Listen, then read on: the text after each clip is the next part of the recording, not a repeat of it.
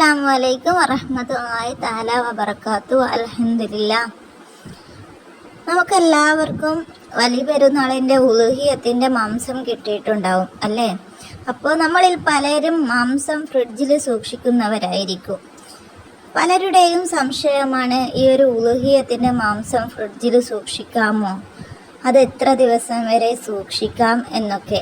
അതുപോലെ കാഫിറായ മുസ്ലിം അല്ലാത്തവർക്ക് ഉലൂഹിയത്തിൻ്റെ ഭക്ഷണം കഴിക്കാൻ കൊടുക്കാമോ എന്നൊക്കെ പലരുടെയും സംശയമാണ്. ആദ്യം നമ്മൾ മനസ്സിലാക്കേണ്ടത്, ഈ ഒരു മാംസം ഉലൂഹിയത്തിൻ്റെ മാംസമാണ്. വലിയ പെരുന്നാളിനെ പ്രമാണിച്ച് അള്ളാഹ്ക്ക് വേണ്ടി ഇബാദത്തെടുക്കാൻ വേണ്ടി നമ്മൾ അറവ് നടത്തിയ ഇബാദത്തിൻ്റെ ഒരു ഭാഗമായിട്ടുള്ള ഒരു മാംസമാണ്. അപ്പോൾ നമ്മൾ അതിൻ്റേതായ ബഹുമാനം ഈ ഒരു മാംസത്തിന് കൊടുക്കണം. ഇത് നമ്മൾ വേസ്റ്റാക്കി കളയരുത്. ചിലരുടെ സംശയമാണ്, പൂച്ചയ്ക്കും പട്ടിക്കും ഈ ഒരു മാംസത്തിൻ്റെ അവശിഷ്ടങ്ങൾ കൊടുക്കാമോ എന്ന്.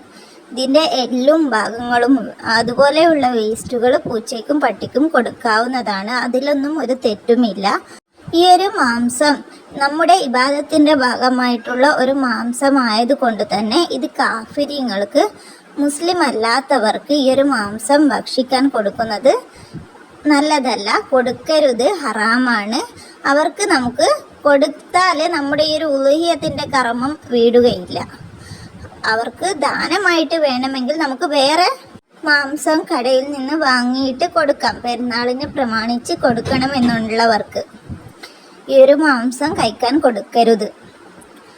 അതുപോലെ ഈ ഒരു മാംസം നമ്മൾ ഉണക്കി കഴിക്കുന്നതാണ് ഏറ്റവും ഫലം എന്ന് പറയുന്നത് കേൾക്കാം പണ്ടുള്ള ഉമ്മാമ്മമാരൊക്കെ. എന്നാൽ ഇപ്പോൾ നമുക്ക് അങ്ങനെ ഉണക്കിയൊന്നും കഴിക്കാൻ പറ്റില്ല. നമുക്ക് ഫ്രീസറിൽ വെച്ചിട്ട് ഈ ഒരു മാംസം യൂസ് ചെയ്യാൻ കഴിയുന്നതാണ്. എത്ര ദിവസം വേണമെങ്കിലും നമുക്ക് യൂസ് ചെയ്യാം. അതിന് അങ്ങനെ ഒരു കണക്കൊന്നും ഇസ്ലാമിൽ പറഞ്ഞിട്ടില്ല. നമുക്ക് ഈ ഒരു മാംസം കേടാവാതെ ഭക്ഷിക്കാൻ പറ്റുന്നിടത്തോളം നമുക്ക് ഈ ഒരു മാംസം ഫ്രീസറിൽ സൂക്ഷിച്ചിട്ട് ഭക്ഷിക്കാം. ഈ ഒരു മാംസത്തെ നമ്മൾ വേസ്റ്റ് ആക്കരുത്. അത് മാത്രമാണ് നമ്മൾ ശ്രദ്ധിക്കേണ്ടത്.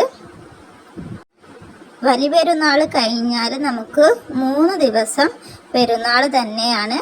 ആ ഒരു ദിവസങ്ങളിൽ നമുക്ക് നോമ്പെടുക്കലൊക്കെ ഹറാമാണ്. പെരുന്നാൾ പോലെ തന്നെ നമ്മൾ എന്തെങ്കിലും ഫുഡൊക്കെ വെച്ചിട്ട് കുട്ടികളെയും വീട്ടിലുള്ളവരെയൊക്കെ സന്തോഷിപ്പിക്കുക. നല്ല നല്ല ഭക്ഷണങ്ങളൊക്കെ ഉണ്ടാക്കി വെച്ച് കൊടുക്കുക. ഇറച്ചി കൊണ്ടൊക്കെ നല്ല ഭക്ഷണങ്ങൾ ഉണ്ടാക്കി കൊടുക്കുക. ഇൻഷാ അല്ലാഹ് നല്ലൊരു വീഡിയോയുമായിട്ട് അടുത്തൊരു വീഡിയോയിൽ കാണാം. നിങ്ങളുടെ ദുആയിൽ എന്നെയും പെടുത്തുക. എൻ്റെ ദുആയിൽ ഞാൻ നിങ്ങളെ എല്ലാവരെയും ഉൾപ്പെടുത്തുന്നുണ്ട്.